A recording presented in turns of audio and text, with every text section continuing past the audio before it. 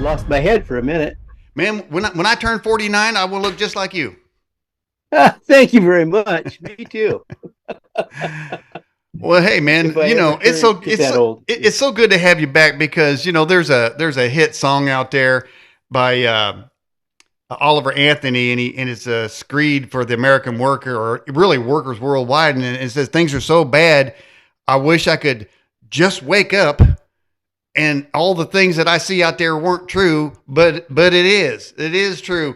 So so All true. so Vaughn, I want to know, man, can we dream our way out of this? Well, I tell you, I've spent a lot of time trying to master the art of, dreaming, and that is to say, set up a lucid dream. And I found that a lot of us go to bed at night with nightmares, and it's because we have so much on our mind, and we're not really rested. We're not really peaceful when we sleep. We toss, we turn, and these are fitful nights when your mind just can't let go of everything that is weighing on you. Worries about what happened yesterday, concerns about what happens next. And I found that I can actually program a dream where I go in and address the situation, at least in my dream. and, Wow. and I wake up happier. Well, well, I mean, a lot of people don't wake up happy, and maybe because their dreams don't come true. Well, I think it's all very subjective. Your dreams are what you make of them. Mm-hmm. I can't control your dreams, or you can't control mine, but I do think we can share dreams. I think we can actually link our dreams, and that's a very rare thing. You Mm-hmm. occasionally hear of somebody who had a dream experience with somebody, and someone said, "Yeah, yeah, I had that same dream." But those are very rare experiences, and it takes a lot of planning. And what I found in writing the ancient wisdom scroll called Lucid Dreams was that there is a great history going back 5,000 years, earlier Wow. than the Egyptians, Wow. and of people who actually did dream work. They actually thought they could find answers, they could see the future, they could resolve matters of personal health, and look deep within themselves, and improve their lot during dreaming. And so dreaming was a part of their life, and they would induce these special dreams, Mm-hmm. and they would actually, in the case of the Greeks, now they actually built dream temples. What we hear of now as the Morphic mysteries was actually an effort to go to a dream temple, or a spa, we call it now, I suppose, a Mm-hmm. spa, and you have these experiences where you would dream. Mm. Now, is there evidence that they would take psychotropic drugs or anything like that to enhance those dreams?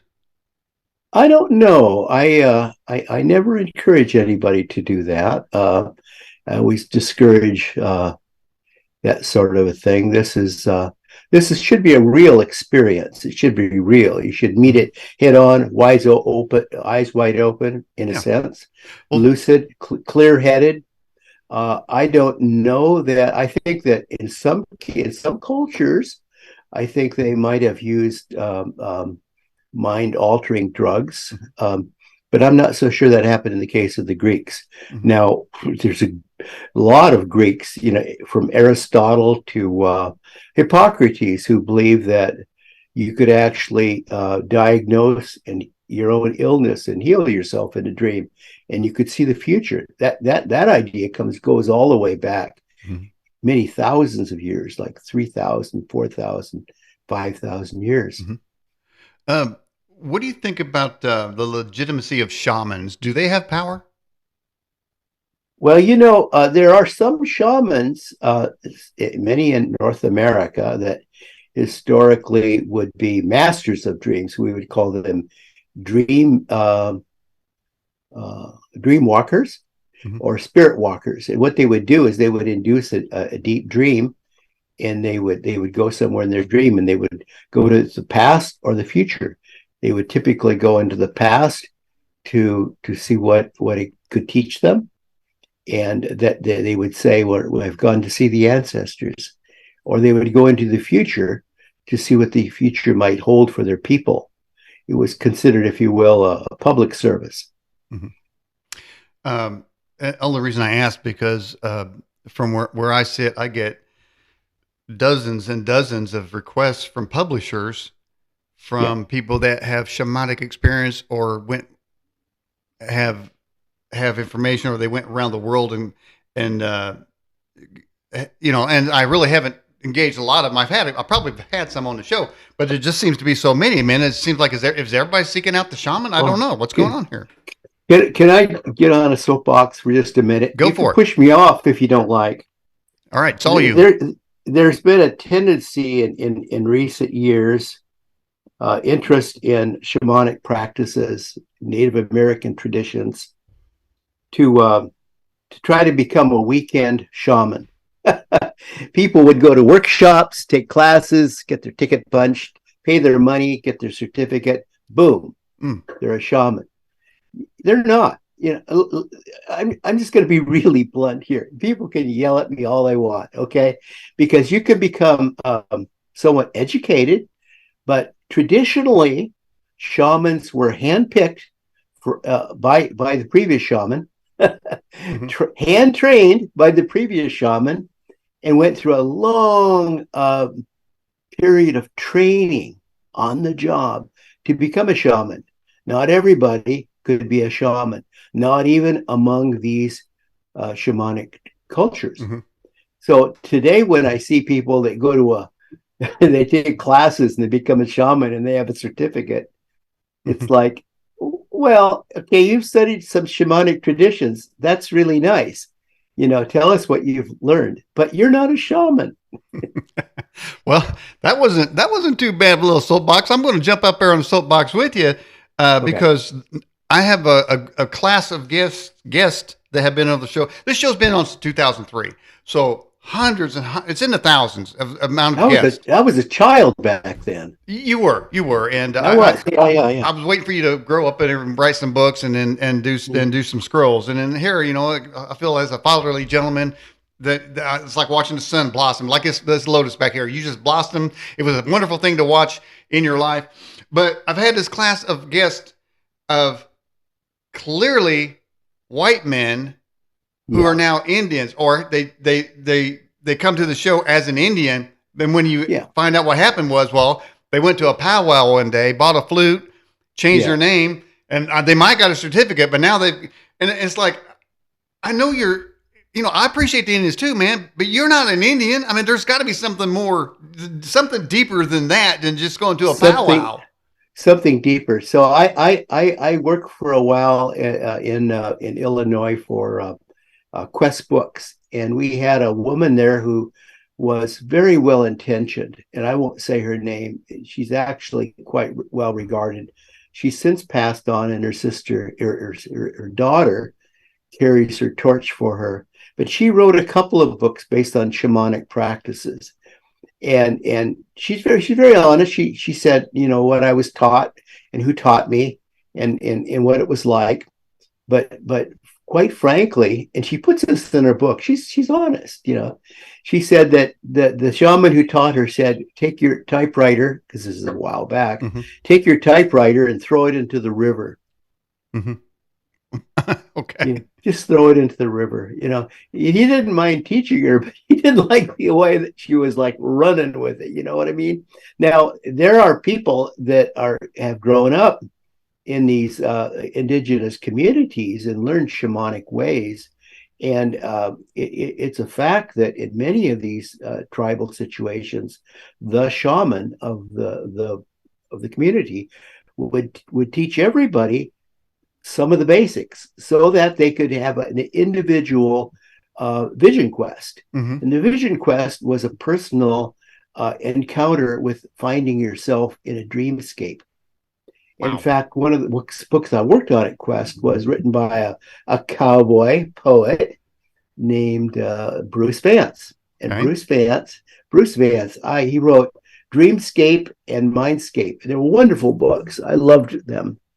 I don't know if you could still get them, but the idea was that you could experience things in a dream, Hmm. and you could go somewhere in a dream. And Bruce Vance kind of laid that whole thing out. Now, I Hmm. think a lot of what he told was kind of his own personal observation.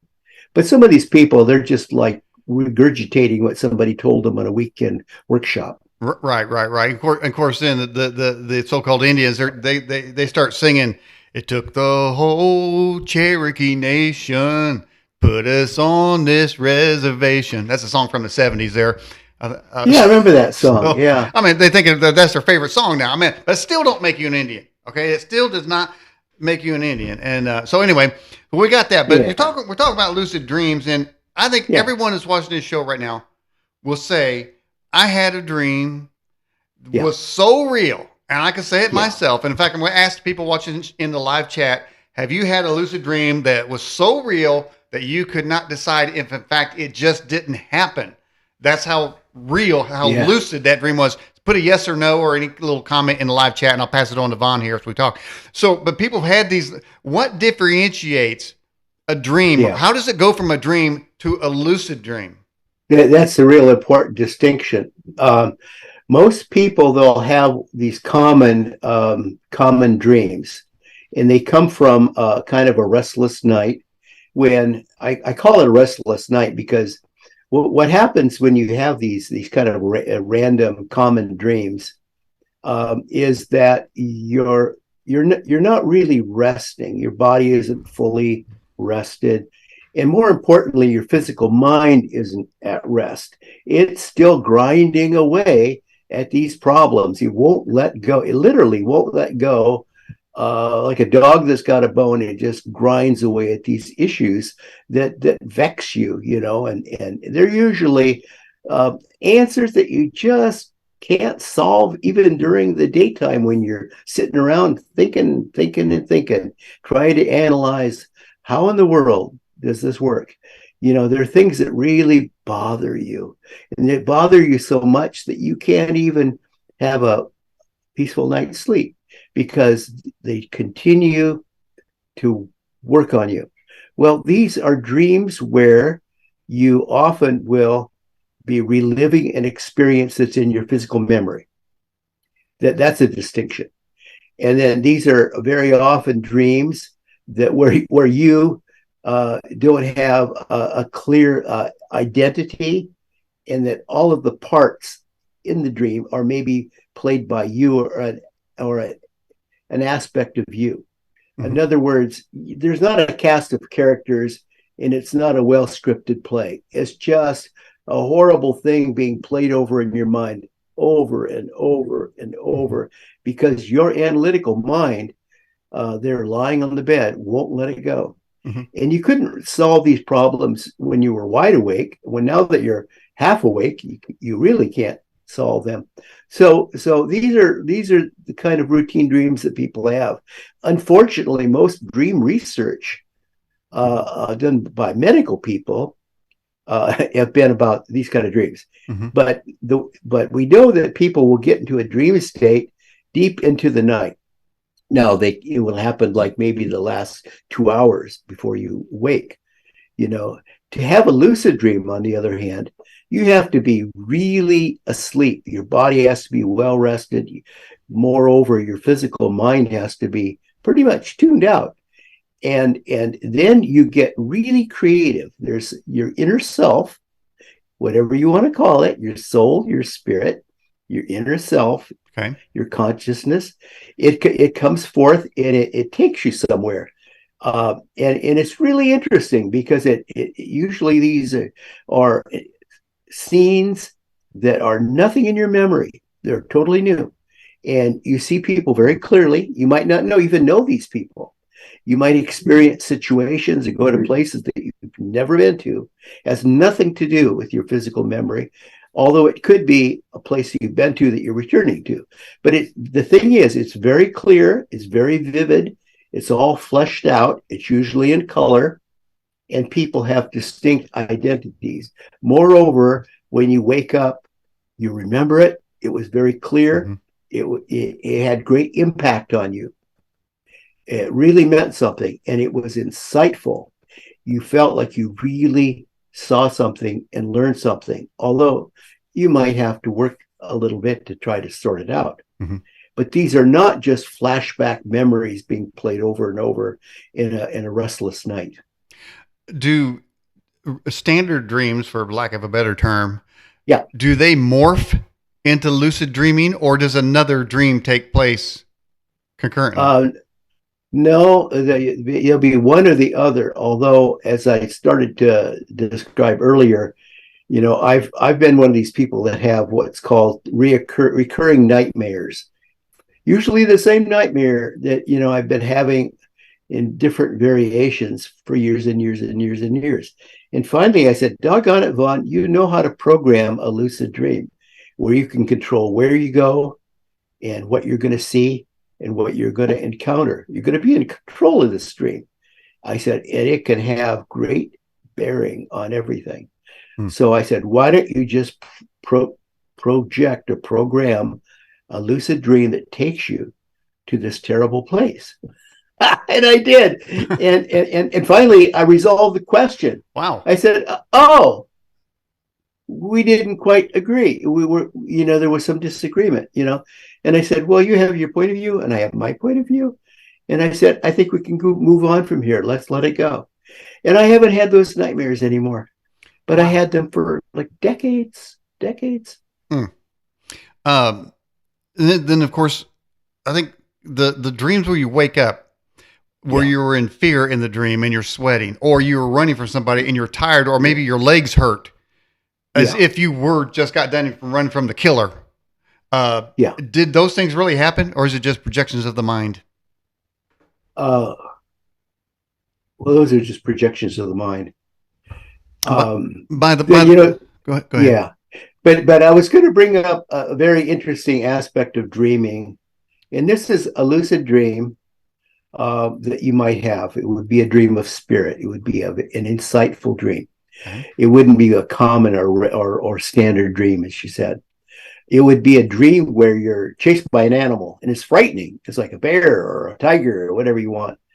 Well, I just completed another ancient wisdom scroll on totems, animal spirits, and guides. And lo and behold, a lot of people discover that over time. They have dreams about an animal pursuing them, and it's actually their animal totem or animal spirit reaching out to them, trying to connect. And I've had this experience. I used to dream about a big snake that was following me in the jungle. And finally, I just stopped, let the snake catch up with me, went through my legs, it rose up in front of me and looked me in the eye.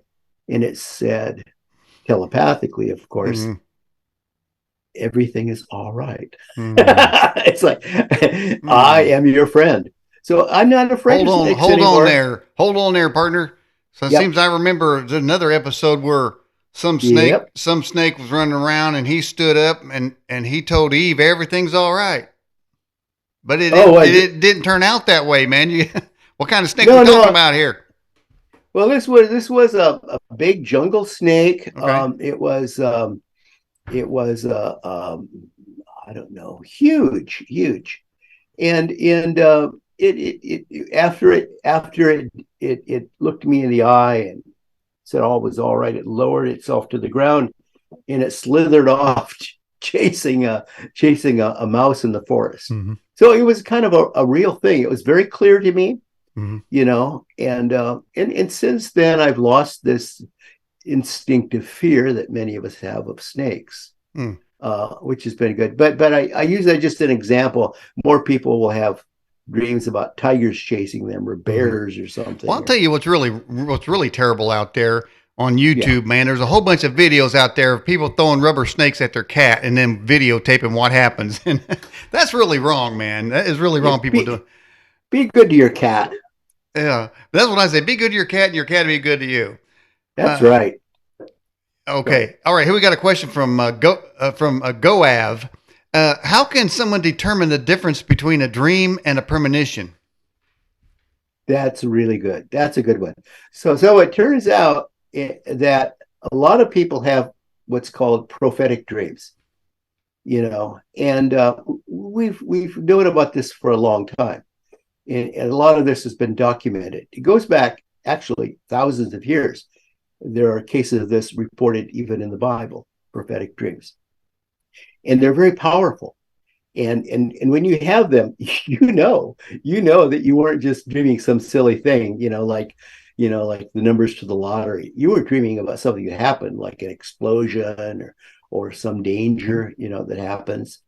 And then, so the point is that in a lucid dream, you could go anywhere because you're going not physically, you're going in your mind, right? Mm-hmm. Consciousness is going somewhere. Mm-hmm. So, as pure energy, your consciousness can go anywhere, including it can go beyond time and space, because it's only our physical limitations that prevent us from exceeding what we call normal time and space. If we were pure energy, we'd go anywhere, anytime. Wouldn't that be nice? Well, you can in a dream. So people have these prophetic dreams, and they're very special. They're very special, and they should be regarded. Especially if two people have the same dream, Mm. and that's happened. That's happened. If two people have the same dream, doesn't it mean it's coming from an alternative location? What kind of a location? Well, like say a spiritual dimension of some sort that it shot it down to two different people. How could two people have the same dreams? They got to be connected to Oh, somebody. I don't think any of this is directed, or orchestrated. I think that the dreamer selects where the dreamer goes, and the dreamer on his or herself, on his or her own, goes to a destination and sees something. So if you were to go to a future site and saw a plane crash, you wouldn't have gone to the movies, or somebody wouldn't have plugged you into an internet, YouTube. You actually went there and you saw it. I guess it would be my answer. Mm-hmm. All right, another question. People did respond and said they've had lucid dreams. So people that's watched the program on the live chat, the question now would be to you: have you ever had a dream that you made a decision based on that dream, and it was the right decision, prevented it from something bad happening, or caused something good happen, but you had a dream about it first, and you just went with the dream? So people live chat, if you got anything to say on that, put that in the live chat, and I'll get it to Vaughn. All right, Vaughn. We also have a poll. Yeah. We also have a poll on our website regarding tonight's show. Where do dreams come from? The choices are your own mind, the heavenly realm, another you, another dimension, the nether world, or another time. Can't forget about another time. The number one poll results for that, people are saying that dreams come from your own mind. 59%, 11% says heavenly realm. Now, here's the interesting. Another 11% says that it comes from another you. Do you think that we exist in other dimensions or universes exactly at the same time right now? Parallel Well, universes? I think the other you is more likely the inner you, your inner consciousness, the consciousness as opposed to your analytical physical brain Mm-hmm. and the memories you've stored of what you've seen and what you've learned. It would be something inside you. You I think you'd be correct in calling it a soul. You'd be correct in calling it a spirit. You'd be correct in calling it consciousness. But it's your inner self, and it is your divine connection. And I think it's interesting I'm going to speak for those 11% who said that comes from a heavenly realm, because in researching this ancient wisdom scroll, I found that historically, many cultures believed that dreams were a divine connection. There was actually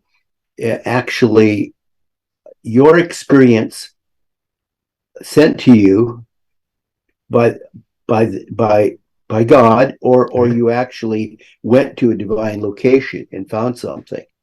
So this was a very, very, very common belief going back 5,000 years actually.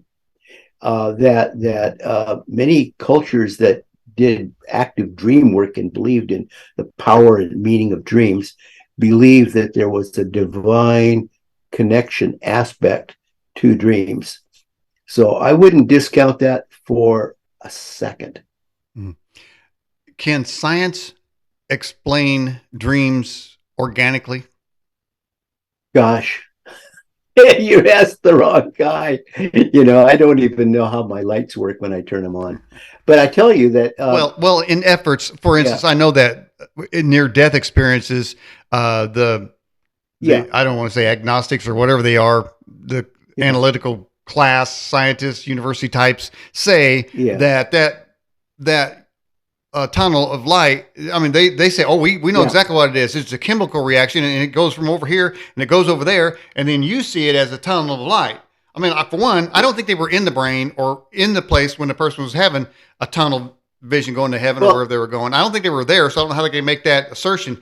But that's how they explain things. So, do they? Is there yeah. a course of answers they have for dreams? Well, Oh, it's just they do. I agree with you. They try to explain it away in what we might call material reductionist thinking, that everything can be reduced to how much it weighs, how long it is, and what color it is. And this is just silly because some things just can't be measured that way. Our world is really not as material as we think it is. It's actually energy in a trans transformative state, a state of transition.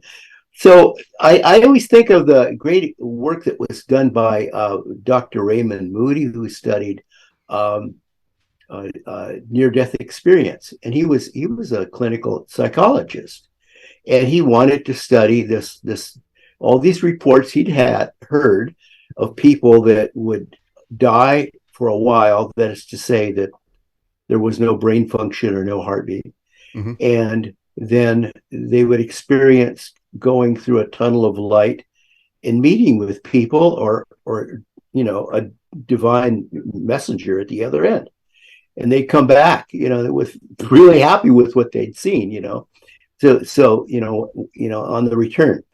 And but he got to thinking, that there was some aspect to this that was very much like a dream, where they would actually go out and come back with information, Mm. because we dream not with our physical mind. I think this is a point that needs to be made. Now, when you have a standard common dream where you're restless and you're dreaming about incidents of the past that you can't resolve, yeah, you're engaging your mind and your body. But when you have these lucid dreams, it's really something special. It's really something different. I would call them, Okay. to separate them, a dream of spirit. All right, we have this question from Dreamer. It says, Vaughn, have you gotten a dream body yet? Solid dream body, you can go interact with the physical world.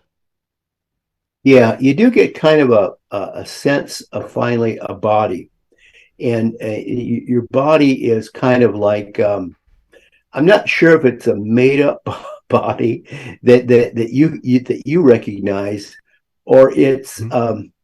okay. So they sometimes talk about an etheric body and an ethereal body, which would be like an inner liner body or a blueprint of your body. And so it resembles your body, but it's not dense and physical. You can't, in other words, somebody couldn't shake your hand in your dream. Well, Yeah, maybe yeah, they but could. they could see you. So I've had lots of dreams where I would go and meet with people and, like, do dream healing Oh, or dream counseling, where and have you gone? I would visit people who wanted this done, and I would visit with them, and they would say, "I saw you, and you came last night." I said, "That's absolutely true."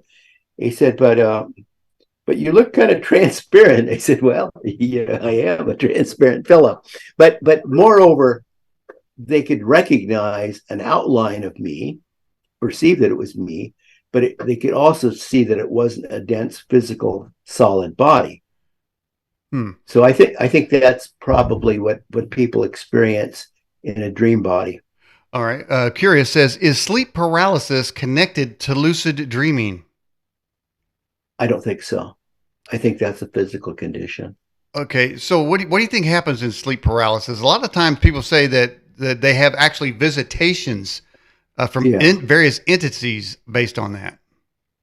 I don't know. I suppose it's possible that this is a nightmare that they keep having over and over and over. And then I don't doubt that Now, in some people usually cases, say that nightmares are, if the repeating dreams is because you have yeah, unresolved issues. Do you agree with yeah, that? right. I agree with that, and I'm thinking that I don't know a whole lot about the research that goes into the sleep paralysis or dream paralysis, but I think that it's a physical, emotional condition. Um, I can't really answer. I just my impression. Okay. All right. Our moderator Jay says, Vaughn, are your colors in? Are your dreams in colors? Do you dream in Yeah, color? but here's the interesting thing, and you can read the Bruce Vance book, Dreamscape or Mindscape.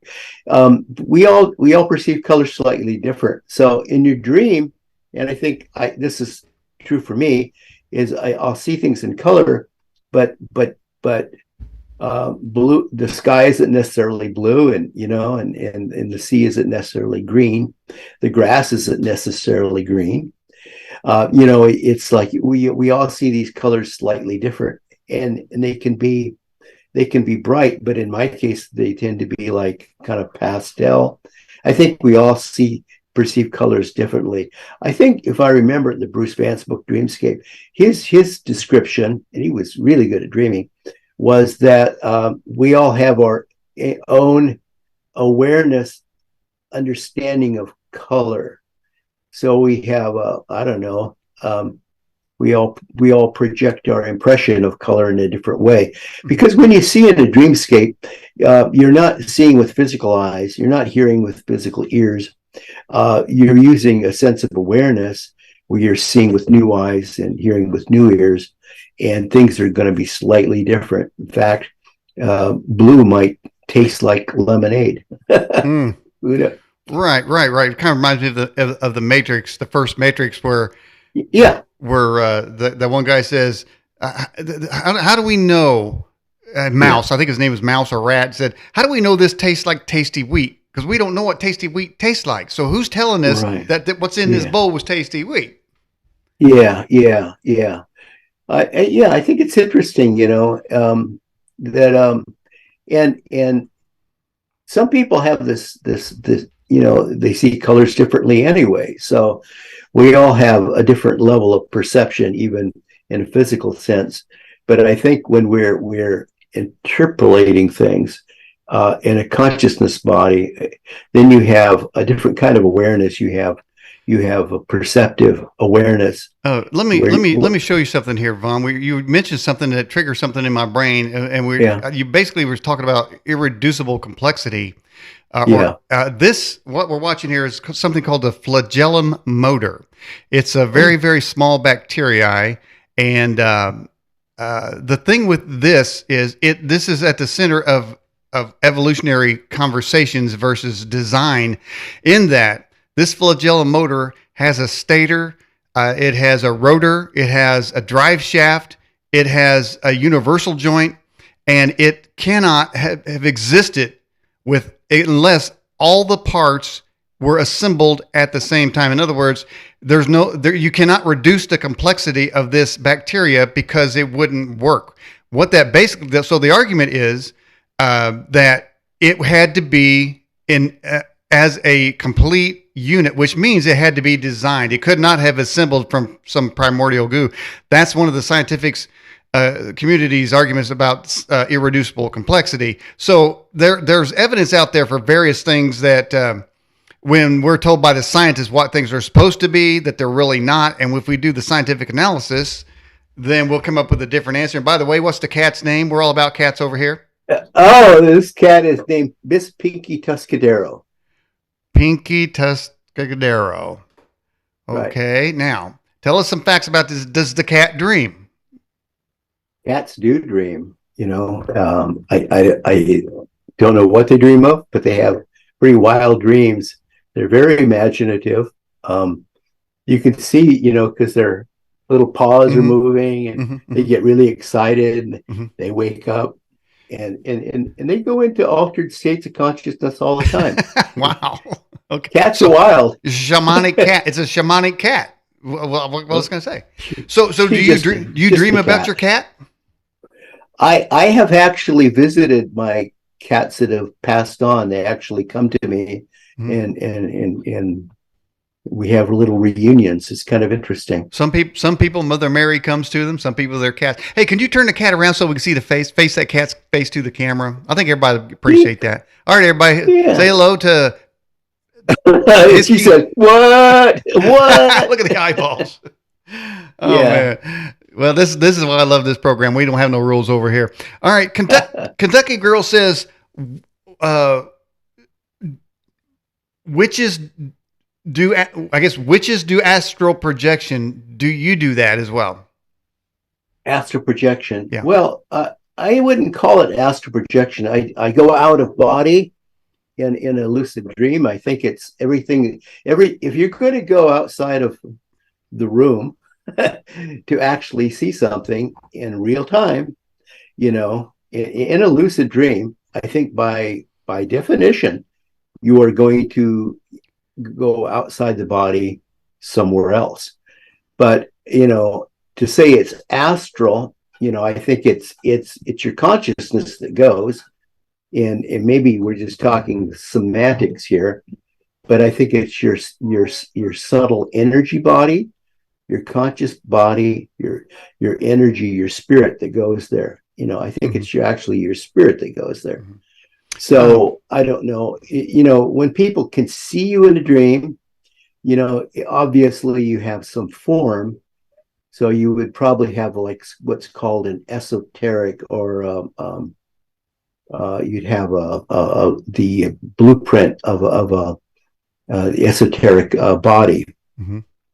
If I was to have a notebook by my bedside and I wrote down train Yeah. in big letters or something, or just stared at it for 5 minutes, just stared at the word train, would I dream about a train? Can I force a dream about trains that way? Well, see, I think this is the way it works, and I try to get into it in the ancient wisdom scroll. Is to try to program the dream you want. You need to actually visualize what you want. So it would better to actually visualize a train rather than the word train. Mm-hmm. So if you visualize Okay. the Okay. train, So try to yeah, visualize it till you fall asleep. yeah, to visualize it as you go to sleep, and you're actually saying, "This is what I want to see." Mm-hmm. And the same would be true if you wanted to go to a certain place or visit a certain person or go to a certain time.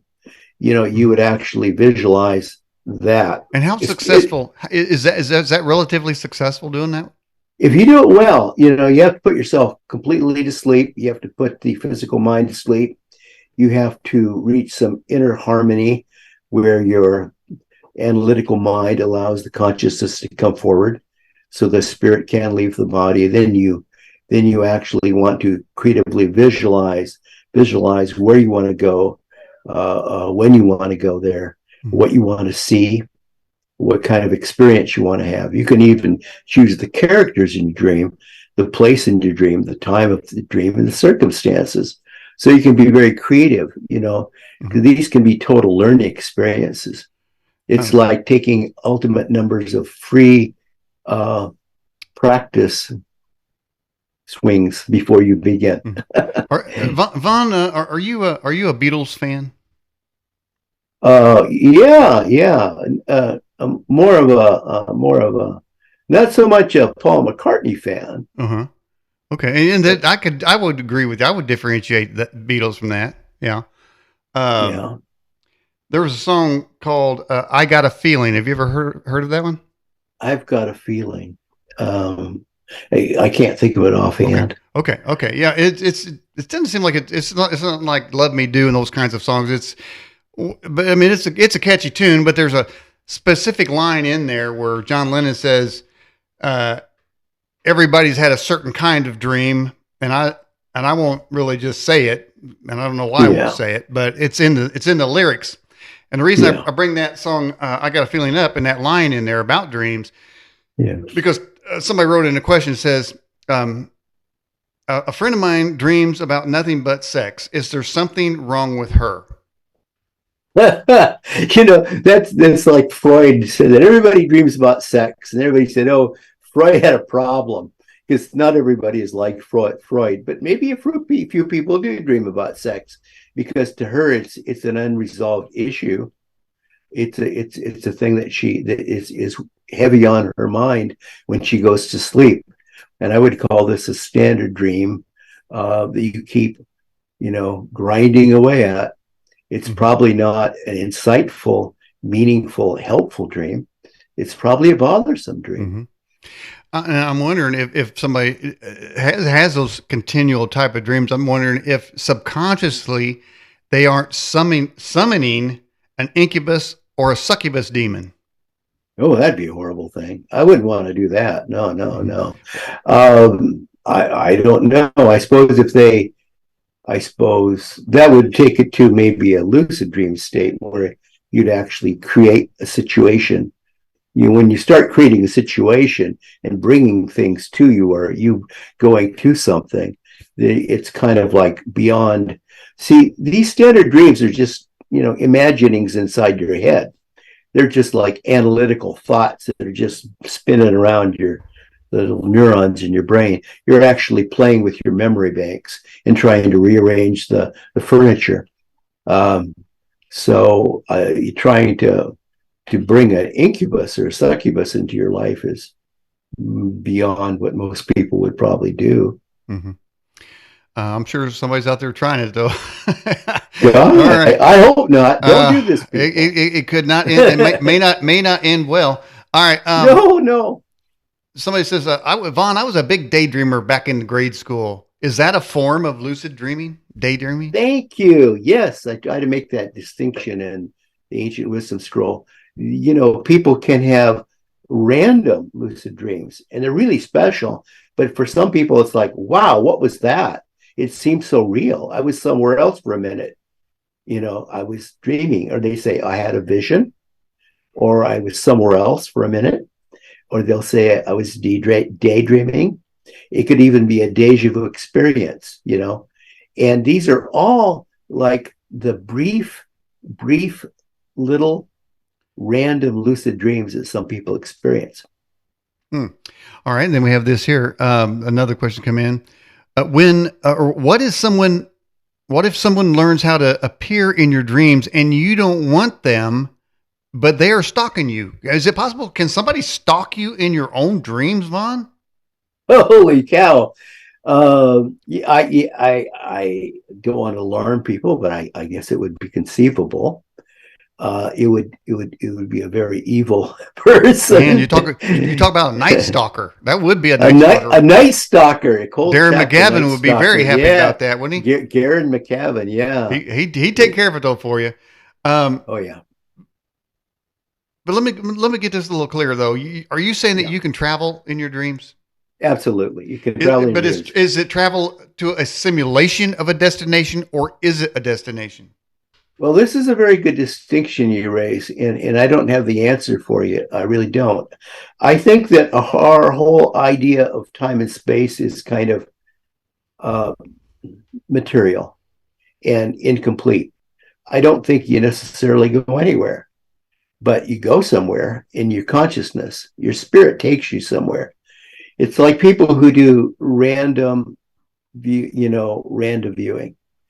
Uh, do they actually physically go there or just project their mind there? Can they see it in their mind even though it's far away? Mm-hmm. I mean, I tend to think you actually go there. Mm. I think you go there. But I think we make too big a thing when you say, oh, you leave your body and you go a great distance, across the world or into another world, and it seems like it might not be such a grand thing as we think. Mm-hmm. All of creation is probably the size of a thimble. And we've blown it up in our own mind's eye that it's so big Mm-hmm. and so grand and, Mm-hmm. so vast. Well, this is You know, because originally when they said the Big Bang, yeah, I think they started with a planet, then they went down to a basketball, then they went down to a grape, then and I'm thinking, wait a minute, man, you guys are changing the size of the original Big Bang, and everything's supposed to come out of this little bitty.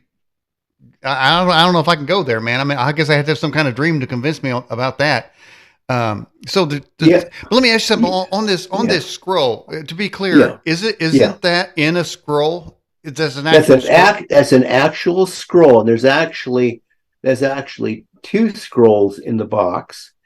You hold one in your left hand, hold one in your right hand, and we use all natural material. They're nice, fragrant pine scrolls, and you can see it there laid out nicely.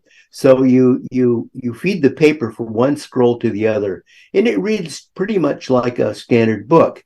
It reads left to right, and it's very easy to read. Mm-hmm. We even provided a place marker so that if you're halfway through the scroll and you say, "Oh, I want to stop, but I don't want to have to roll the scroll back," you just put the marker there. Mm-hmm. Right. And you fold the two pieces together and put it back in the box. So this isn't the Dead Sea Scrolls. This is the von Brashler Scrolls. Well, I'll tell you a story about that. I mean, I got to thinking a while back of things that have really impacted my life on a personal level, and I thought of the Dead Sea Scrolls, and I thought of the Essene books of the Essene, and I thought about the Nag Hammadi library, Mm-hmm. and I thought of even the Babylonian texts, and all of these things tend to be buried in the ground, And the idea of, like, in the Dead Sea Scrolls, the idea, well, there it would be like top and you pull it down. This is more like a Jewish scroll, left to right, but because this is more practical for us, because we read left to right, we don't read top to bottom. Mm-hmm. So anyway, I got to thinking about, if our civilization goes through a dark period again, mm-hmm. what's going to keep us alive? The Alexandrian library burnt to the ground. Right, yeah. Mm-hmm. They're burning books all across America. And books, you put them in the window, and they tend to fade anyway. So I got a whole bunch of books that are so old that when you pull it open, you got to be careful because they come apart. Well, these scrolls could go into these wooden binders. You put them in the plastic case, mm-hmm. and you could save them forever. Mm-hmm. So I think we have to start thinking like the ancients. Moreover, what we did with the scrolls, we went all the way back to pre-Egyptian times, and we looked from the Egyptians to the Syrians to the Greeks to the Romans to today, ancient China, ancient India, shamanic traditions and over 5,000 years of history of dream work, So I didn't want this just to be another book about, hey, why don't you explore your dreams? Because that's been done.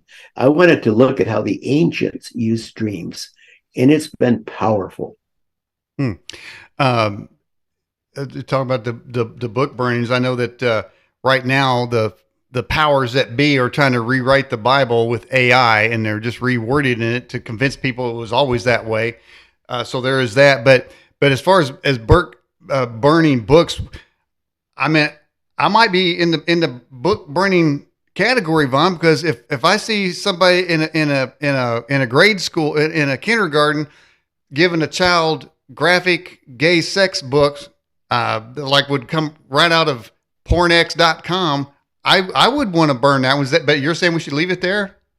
Oh, well, that's just common sense. I'm thinking like the things that have, been put into public libraries, they probably belong there, and there's no reason to take them out. Okay, public libraries. I got you. All right. Yeah. So now there's always the question: once one leaves their body, how do they get back into the right body? Well, see, that's it. People worry about that, and it's like that's just your analytical mind doing its mm-hmm. job, which is mm-hmm. concerned with your survival and your well-being. And it's a good thing we have a brain, on our shoulders, because it keeps us alive. It keeps us, mm-hmm. aware of things around us. But that's an over concern, because your spirit will naturally come back to your body. It's well, now I don't know about that, because my real name is John, and I saw Daniel Ott's show on the internet, and I just jumped in his body, man. I've been in it ever since. So I don't know where he is. I don't know where Daniel Ott is, but I'm in here, and this is a good looking dude. I'm going to stick with this guy here, man. He got a cowboy thing going on, wears a hat. I'm going to have some other bodies. It's kind of like If the Did you ever see the if the movie Joe Black? Joe Black, well, heck, if the hat fits, keep it on. If the hat fits, you must have quit. No, there's a movie called Joe Black, is where a guy Yeah, he, yeah, he died and he jumped into somebody's body and took it and ran it around for a while. That's what I'm doing right yeah. now. Is there any evidence that someone has brought back from the dream world that is conclusive evidence they were somewhere? I suppose so. I haven't really thought about that. I mean, you don't physically bring back artifacts, because you don't have physical hands and you have pockets when you go back. What you bring back is the insight, and it's all in here. It's a personal gift. Dreams are extremely personal. They're extremely subjective. They're custom made just for you. You Hmm. know. Hmm. Um, But what you're so saying is you're saying you make it yourself for you, or somebody made it for you. oh, you make it for yourself. It's for you. Okay. So dreams are extremely personal in that way. They're custom made by you for your own benefit. Mm-hmm. So it's not like you're going to bring back like a key to a safe or Hmm. something. I How don't about know. the numbers for the next week's lottery? Yeah, or the emerald stones, Hmm. from ancient, Well, what was there's it, always those old Greece? police shows where they would go and get a psychic that would help them find the killer based on scraps of Yeah. evidence. I mean, is that for real? You think that actually has happened before? Well, I don't know. I suppose it has. I've heard stories of the police actually engaging psychic people to do things like that. Mhm. Uh, Sometimes they need all the help they can get. Goav says, "Are dreams just a manifestation of our subconscious mind?" Well, some dreams are, and those would be the standard dreams we described earlier. These are a manifestation of the mind. They're manufactured by the mind. They're a reiteration of things that you've experienced and are in your brain's memory bank, Mm-hmm. and you're just trying to resolve them. Mm-hmm. But the difference between a lucid dream is they're totally fresh and new. Mm.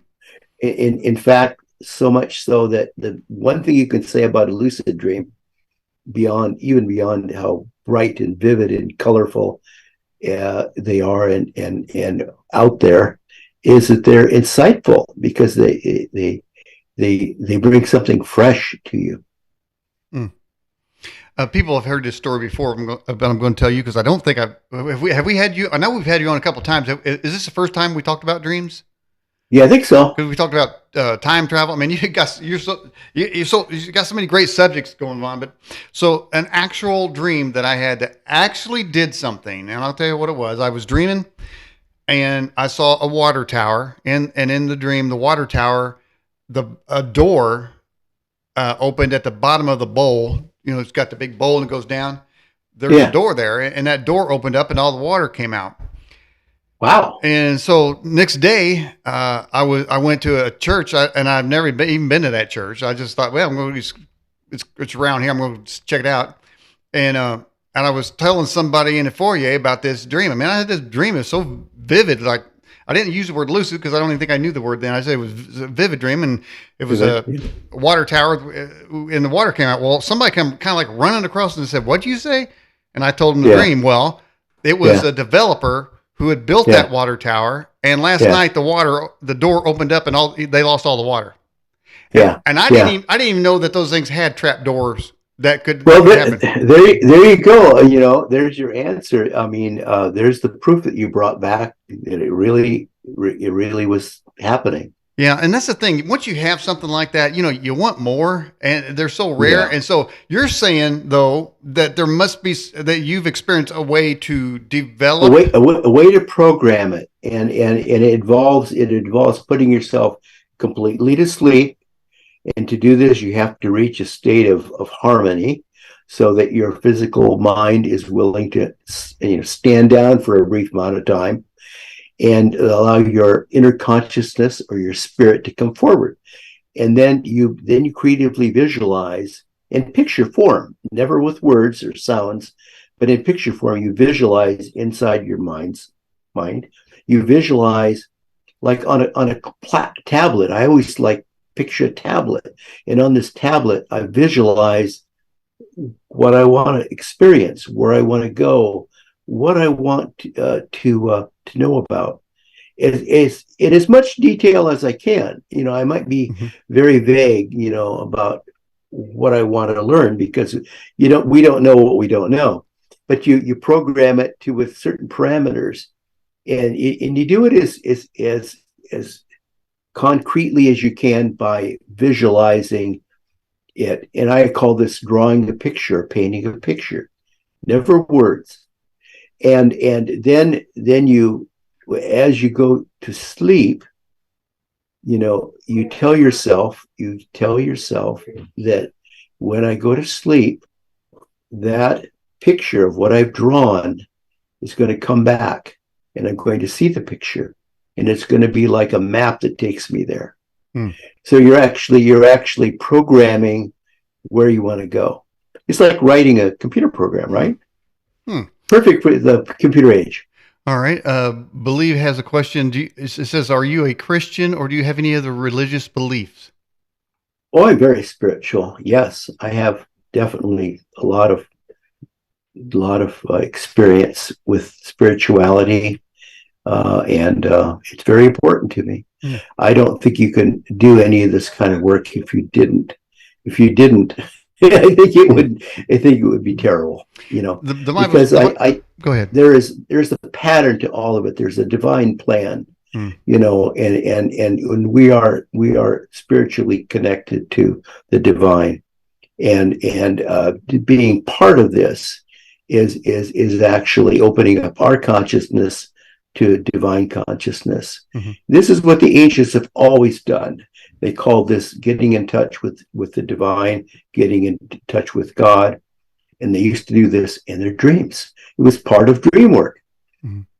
There's a lot of scriptures in the Bible about dreams. One says, your old men shall dream dreams. And there are many stories where God communicated to people in their dreams. And other people got dreams and didn't understand them, but somebody else told them what the interpretation was. But that's in the Christian Bible. Have you in any other religious book or field or Islam or Hindu? Do any of them talk about it the same way? Dreams the same way? Yeah, there's tradition, stories, mythology, and the Hindu religion of dreaming. There's different, they talk about the two kinds of dreams. It says we've done. Some dreams are common and some dreams are very special. And dreams that are very special is where you dream of God or what God wants you to know. You dream about health and matters of great concern. They're insightful dreams. They're important dreams. They're meaningful dreams. And we would call them now lucid dreams. But, particularly in the Christian Bible, you see King Solomon, you see Jacob, there's very many stories of dreams where there's a lot of religious art, a lot of religion. Okay. Are any of those dreams in your scrolls? Yeah. They're All important. Right. They're important. Absolutely. And, religious art coming out of the Renaissance was filled with pictures of people dreaming and it had a religious importance because they were dreaming of God. Mm-hmm. Have you had any spiritual or religious experiences yourself? Like something you knew that the divine was speaking to you? Yeah, but it's very personal, so I wouldn't want to talk about it. Okay. Like you'd say, like, Vaughn, comb your hair, Yeah. Okay. No. Well, that can be spiritual, I suppose, because God knows every hair in your head. That can be spiritual. So, hey, why not? All right. Do you think it's possible for someone to have a dream that actually comes true? 7 Mile Bridge. Well, sure. Because very, very often these kind of lucid dreams are prophetic dreams, and dreams of prophecy are simply seeing into the future, which demonstrates that you actually can transcend time and space in a lucid dream. Hmm. So you actually go and you see what's going to happen. I mean, you saw the water tower and before it exploded, the Hmm. day before it exploded, Hmm. therefore you went forward in time. That would be a simple way of explaining it. We could think of another explanation, but that would be Have you come across any great inventors that claim their invention came through a dream, like Edison or Tesla? yeah, yeah, it's very common. So in the case of Tesla or Edison, they would be inspired, by in what we would call daydreams. Tesla looked up and he said, "Oh," he got down on the ground and started drawing. And it's a similar story of Edison, that he looked up at the light and he said, "Ah," So these are like, I don't know, these are like daydreams that they Hmm. have. So, it's very typical of an inventor to Mm. be a daydreamer, right? To get a So daydream and an yeah, aha yeah, moment. they would have these aha moments in the middle of the day where their mind would be somewhere else. Where were they? They were Okay, in a so little now we have dream. questions. Have you ever Yeah, had a yeah. dream about the future national or world events that came true? I guess Me we're talking to per you me yourself. me personally, Hmm. not yet. I have dreams of the future, but Hmm. they haven't come true yet. I do have the classic one that I tell when I'm talking about dreams. A friend of mine years back, around 9/11, he was telling me, he goes, man, I just September the morning. He said I had the Hmm. craziest dream. He said I was driving through a big city and two tall buildings were on fire and there were fire trucks and everything. And Yeah, we were at a business, and I said, well, you better go over here and look at the news. And right then, the plane had just hit. And yeah, so yeah, yeah. so there are people that, but it's almost like it's after the fact. You just can't get ahead of it. It's just like, well, you had a dream, but who do you call? Who do you tell? Who's going to believe you? So even if answers did come that way, we wouldn't be able to get the Well, one up.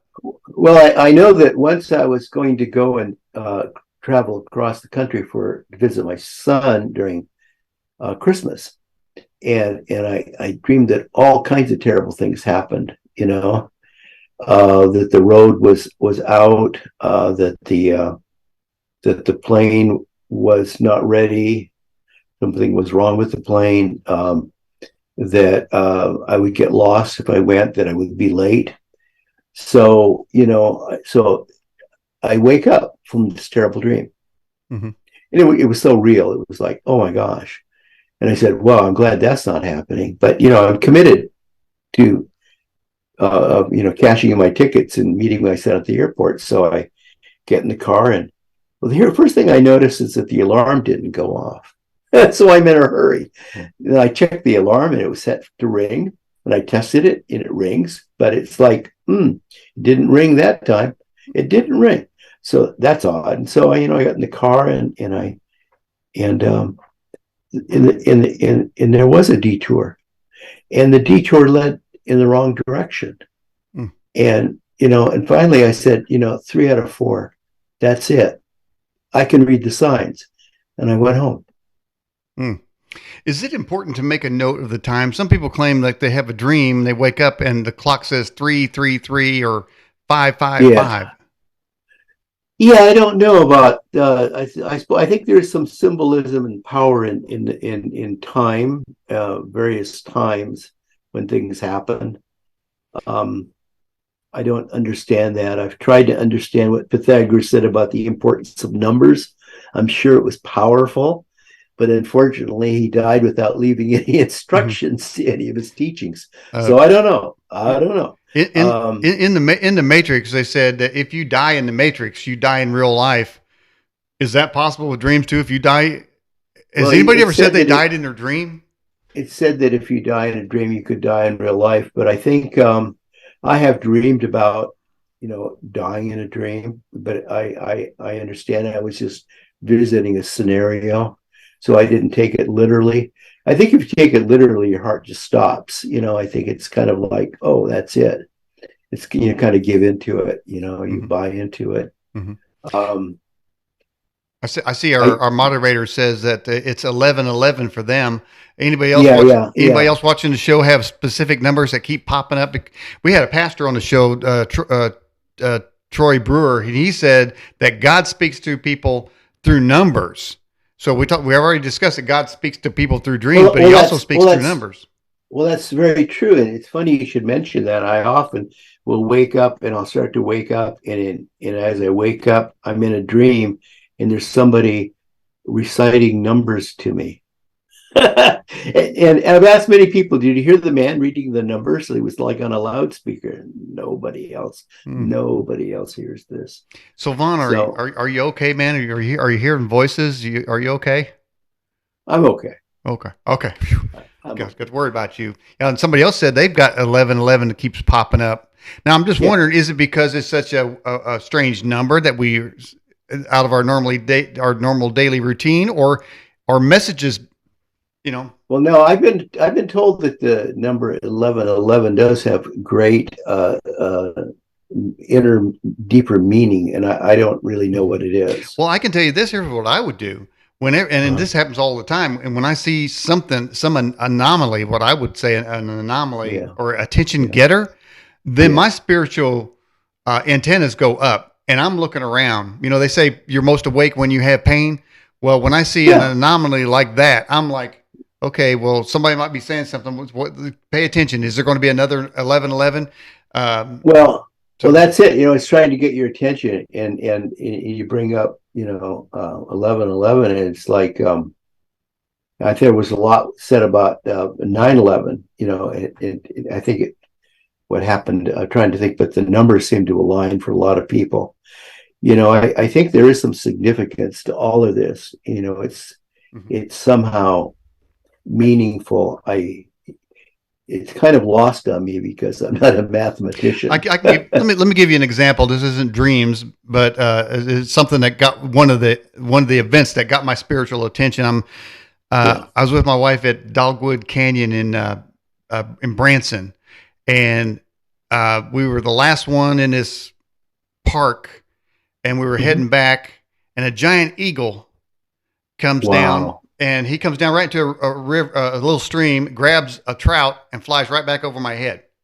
Wow. Well, that's interesting. But an hour earlier, a couple was walking by and they had a little dog. And Yeah. I said, "Well, what's the dog's name?" And he said, "Godzilla." So, Uh, okay. So here's the story now. So Godzilla, that was unusual, an unusual name for a dog. And then I have the eagle sighting.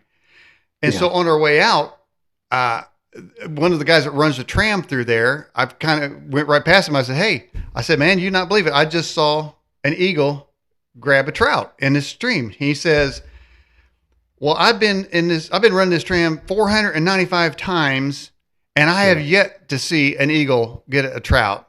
I said, "Really?" Yeah. Yeah. I said, "Well, what's your name?" And he said, "Godzilla." Yeah. Yeah. Now he said Godzilla. The Yeah. guy an hour early before the eagle said Godzilla. And Yeah. then he says 495 times. So I'm thinking, well, I got bookend Godzilla's. My attention is like on fire here. It's like, man, this is not possible that I have Yeah. bookend Godzilla's coming out with an eagle catch in the middle. But that Yeah. 495 bugged me. And so on the drive home, hours and hours of driving, I'm looking 495 here. He said 495 for a reason. And I still don't know what that is. I still may find out. We were looking at license plates. We were looking at billboards. What does that 495 mean? So anyway, that's just kind of an aside there. But when I see an anomaly like that, and I love stuff like that. Yeah. I love I looking at the spiritual aspect of things. I think they're meant to get your attention and call you to action, or at least to observe what's going on. I have a friend who writes about synchronicity, and he says that synchronicity is the way in creation that we're told to observe something, when that it's a means of calling your attention to something. Now whether it's symbolic or whether it's very literal, I guess could vary from situation to situation.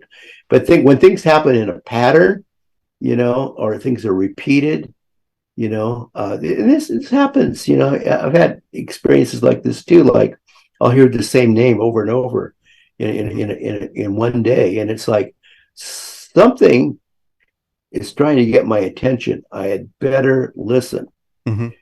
because it's important.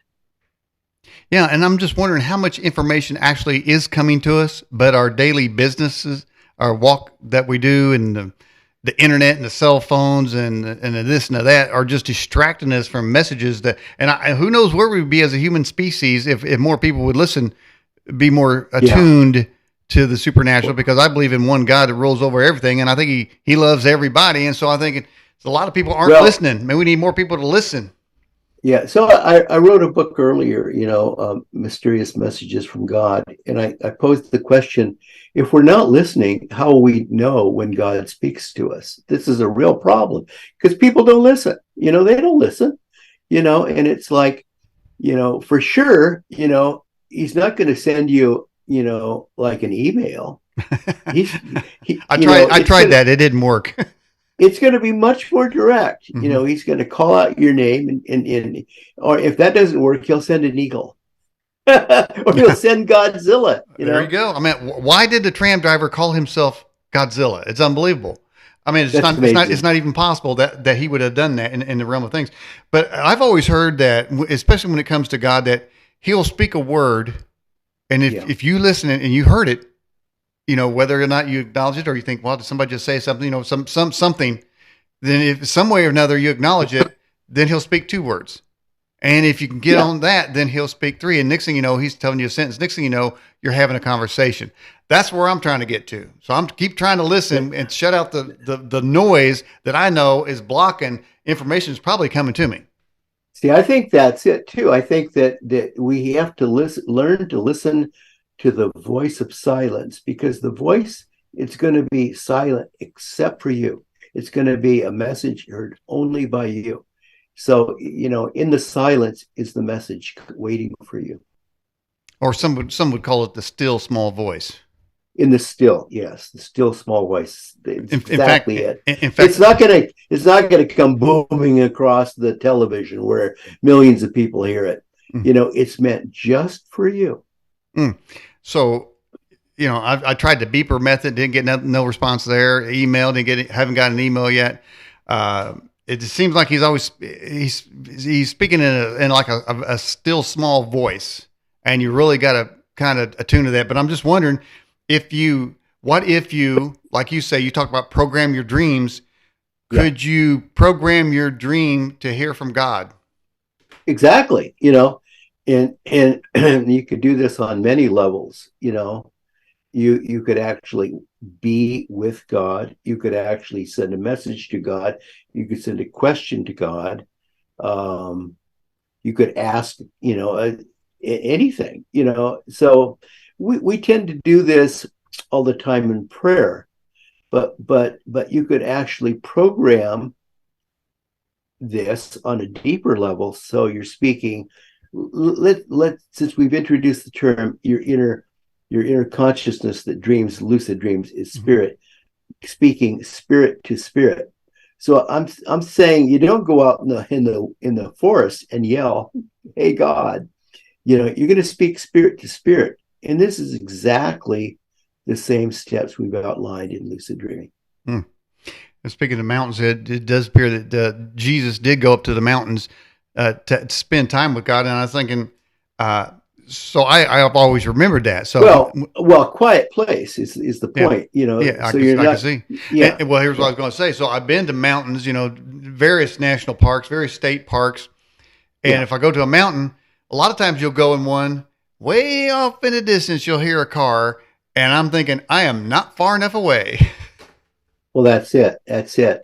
So we're going to rename our Rocky Mountains out here the Western Appalachians, and that's because the Pac-12 football conference is merging with the Big Ten conference. Hmm. Or no, the ACC. The ACC has taken in two members of our conference, and so some of my friends said, "Well, we'll just rename the Rocky Mountains." But whatever you call them, they're special places. And if you go to a mountaintop, you're likely to have a closer connection to Hmm. the divine. I think so. Do you have from where you're at? Do you see the Rockies? No. Yeah. Oh, yeah. All the time. I was going to say, do I see the Appalachians? No, I see the Rockies. Yeah. Mhm, I can't see the Appalachians from here. The mhm, Rocky Mountains are mhm. right here. We're right Are, on the edge of it, you know? are you guys having fires over there? Yes. Yes. Yeah, we're having fires. We're having a lot of wildfires. And there are places that are dry that haven't received water in a long time. And they're just burning. It's something awful. Is that all due to lightning strikes? Um, yeah, I think they are. They haven't really determined our fires here, what caused them. Hmm. Gre- So it probably is lightning. Greece just recently in the news arrested 79 arsonists. Wow. And I'm just wondering, is it possible? Would there be a group think out there? You think a group think where somebody says, "Well, we need to move this climate emergency faster, and so we don't have a lot of events Well, happening. So let's set a few fires." Do you think that's a plausible thing that I could think possibly happen? I think there are a lot of unhappy people that want to just burn the whole place down. You know, we hear of people that are attacking like water systems, Mm-hmm. and electrical grids. It's like, what kind of a person would do this? What kind of a person would mess with, airplanes or public transportation or, like railway stations or subway stations? Mm-hmm. What kind of a person would go in a public building and just start, destroying things? We're Yeah. we're, we're dealing with a certain kind of an insanity here of people that just don't feel comfortable in their own skin for some reason. Mm-hmm. The I answer is lucid dreaming. Yeah, that's what I was going to. I was thinking here while you're talking. I'm going to connect this somehow. Yeah, lucid dreaming. No, well, lucid dreaming. If nothing else, in a lucid dream, you can find yourself in a lucid dream. well, those people there are living a nightmare. You say they don't like being in Yeah, their own skin. Well, that means they're living a nightmare, and they just want to be a nightmare for other people. I know they're shooting transformers. I yeah, yeah, know, yeah. I know they've just found a lab in I think San Francisco where they had all sorts of bacterial plagues that were Yeah, some company was messing with, and they weren't even contained. I mean, and they had yeah. dead rats everywhere. So I mean, it just seems to me somebody's out there doing some nefarious work, and I don't get it. But maybe I'm dreaming for a better world. I Yes. have a dream that one Okay. day that all humankind will get along. What do you think about that? That that would be nice. That would be nice. If we all dream that common dream, maybe it'll happen. Hmm. Well, now you're talking about imagine. Imagine there's no country. I know, I know. Isn't That was hard to do. a powerful song. Yeah, Yeah, yeah. yeah, But when it comes to it, it's like, um, I mean, it's a noble. I mean, I could see that in a certain way, but it's like one of those things. Well, if we just let everybody in the country, they'll have a wonderful country. Now we got Americans fighting with immigrants. We've got all this stuff going on. So that wonderful come on in. I mean, it's like the Kumbaya thing. I mean, that Imagine song's kind of like that. If we try to do that, yeah, somebody would yeah. take us over, like we took over the Indians in the early days, because we wouldn't have any weapons to fight back, and we'd given all our stuff away, and they'll be saying, "That's great, man. You keep on imagining, but we're taking it over. We're taking over." Yeah, we could just all go in the casino with the Indian casinos and gather together. Yeah, well, you know what? I mean, I might be Indian. I might have some Indian blood in me too. I don't know. I got to check. I'm feeling, I'm feeling like I want to like smoke a peace pipe and then have a lucid dream. Yeah, exactly. Yeah, that wacky tobacco they have. Yeah. Well, Vaughn, man, thanks for coming on the show in a pinch. How can people get these scrolls? They're available online. In fact, they're on sale on Amazon. I forget exactly what they are, but there's two of them out, and we're going to produce more. And Amazon's running a special on them now. You can get them Barnes and Noble online. You can get them in a bookstore. If your bookstore doesn't get them, ask them to contact Schiffer, Schiffer Publishing, Mm-hmm. and they produce them. All right. Well, Vaughn Brash, I'm going to let you go. Thanks for coming on the show, and we'll have you on again sometime. Maybe the next scroll. Who knows? Thank you. That would be great. All right. And say goodbye to the cat too. Okay, dream on. All right. Dream on. Bye bye.